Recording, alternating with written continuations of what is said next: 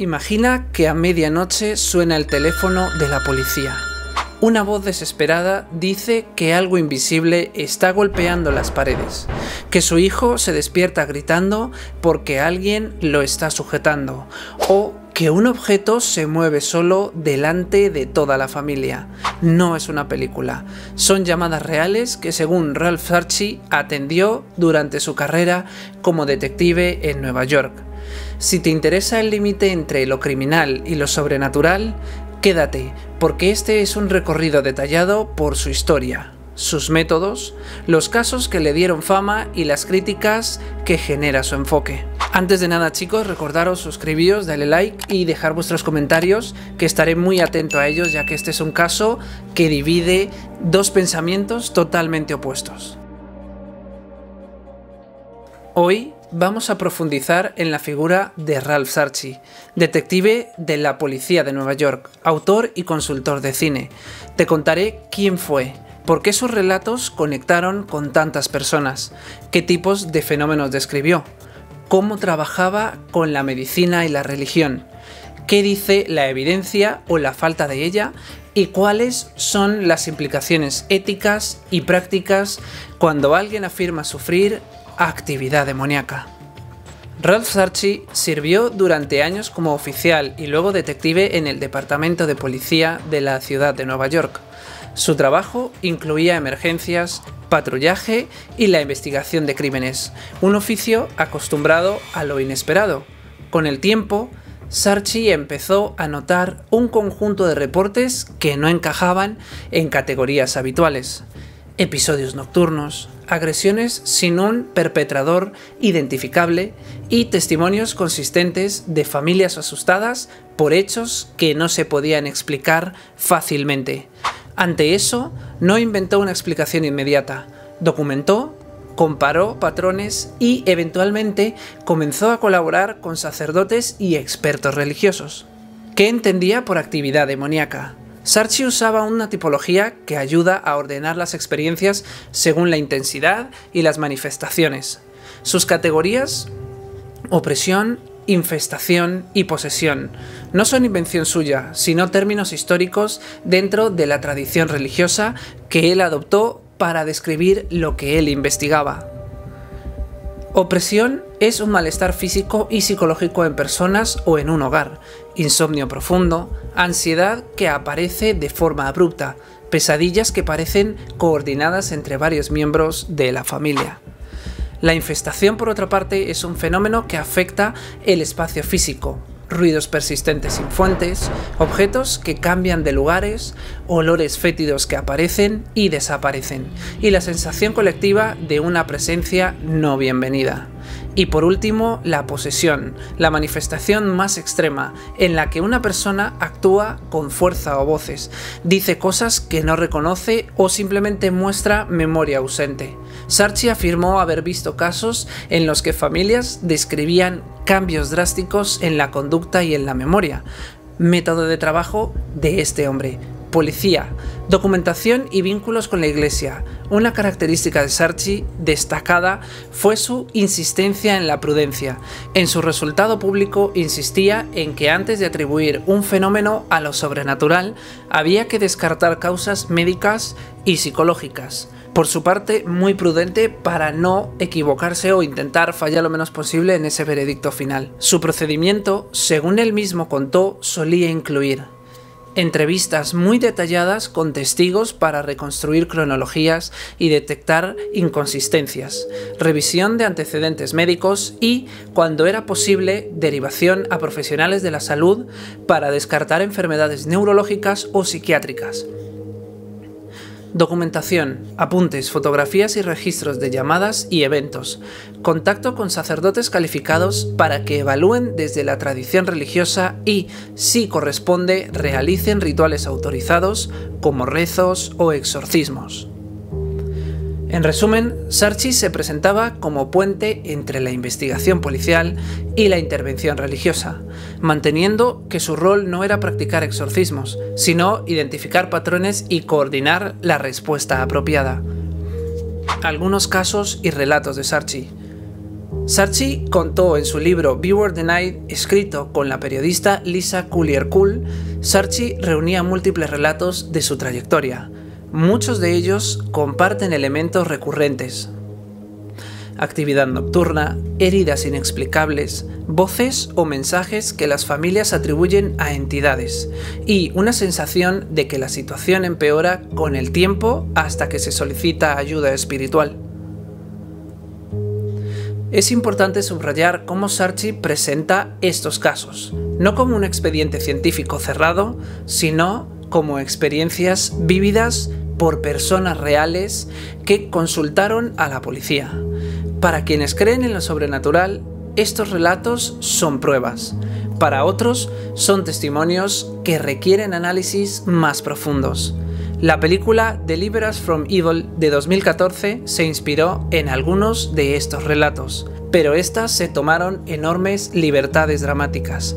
El film es ficción basado en anécdotas y no una reconstrucción literal de investigaciones policiales. Posibles explicaciones médicas y psicológicas. La interpretación de estos fenómenos es objeto de debate. La comunidad médica y los especialistas en salud mental señalan varias explicaciones plausibles que, según los expertos, deben descartarse antes de aceptar una explicación sobrenatural, tales como trastornos neurológicos, que son afecciones como la epilepsia del lóbulo temporal, pueden producir alucinaciones, sensaciones de presencia y crisis que son interpretadas muchas veces como visitas o ataques. Por otro lado está el trastorno del sueño, o la parálisis del sueño. Las pesadillas recurrentes y los trastornos de conducta en el sueño REM pueden dar lugar a experiencias aterradoras y realistas que las personas viven como intrusiones externas. Psicosis y trastornos psiquiátricos, como esquizofrenia, trastorno disociativo y episodios psicóticos pueden implicar voces, comportamientos extraños y pérdida temporal del control. Por otra parte, intoxicaciones y sustancias como el alcohol, drogas y ciertos medicamentos pueden provocar alucinaciones y conductas totalmente erráticas. También aquí influyen factores sociales y culturales. La sugestión, el contagio emocional y la presión social pueden amplificar percepciones y convertir incidentes aislados en historias compartidas por una comunidad. Críticas al enfoque de Sarchi. Las críticas principales no solo apuntan a la validez de las explicaciones sobrenaturales, sino a los riesgos prácticos de este enfoque. Algunos puntos claves son: falta de evidencia verificable. Muchos relatos son testimonios orales sin registros científicos replicables. No hay pruebas de laboratorio que confirmen la existencia de entidades. Riesgo de diagnósticos tardíos. Si se prioriza una explicación espiritual sobre una evolución médica, puede retrasarse un tratamiento esencial para condiciones neurológicas o psiquiátricas. Efecto de revictimización. Procedimientos invasivos o rituales sin consentimiento claro pueden agravar también el trauma. Sesgos cognitivos. La atención selectiva, la confirmación de hipótesis y la interpretación de eventos ambiguos como pruebas de lo sobrenatural son sesgos muy frecuentes. Contexto cultural y religioso. Para entender la popularidad de Sarchi es útil situarlo en un marco cultural. En muchas tradiciones religiosas, incluida la católica, existe una historia y una práctica de exorcismos y ritos de liberación. Para creyentes, estos ritos son una respuesta legítima a lo que se percibe como mal espiritual. Para el público general, las historias de Sarchi funcionan como relatos en los que la policía y la fe se enfrentan a lo inexplicable. En los medios, estos relatos tienen gran potencial dramático y emocional. La cinematografía y los libros sensacionalistas amplifican estas narrativas, y la pantalla grande transforma anécdotas en arquetipos. El detective enfrentado a fuerzas invisibles, el sacerdote que arriesga su vida. Eso atrae muchísimo al público, pero también simplifica y a veces distorsiona la realidad. Sarchi tenía un protocolo de cómo abordar estos casos. Un caso que parece sobrenatural. Si alguna vez alguien te cuenta una experiencia que atribuye a actividades demoníacas, aquí tienes un protocolo sensato basado en recomendaciones de profesionales y en la práctica que Sarchi decía seguir. Priorizar la seguridad. Si hay riesgo físico, busca ayuda de emergencia. Evaluaciones médicas inmediatas. Descartar condiciones neurológicas, psiquiátricas o intoxicaciones. Documentación objetiva. Anotar fechas, horas, testigos y recolectar grabaciones si es posible. Apoyo psicológico. Las experiencias extremas requieren contención y terapia.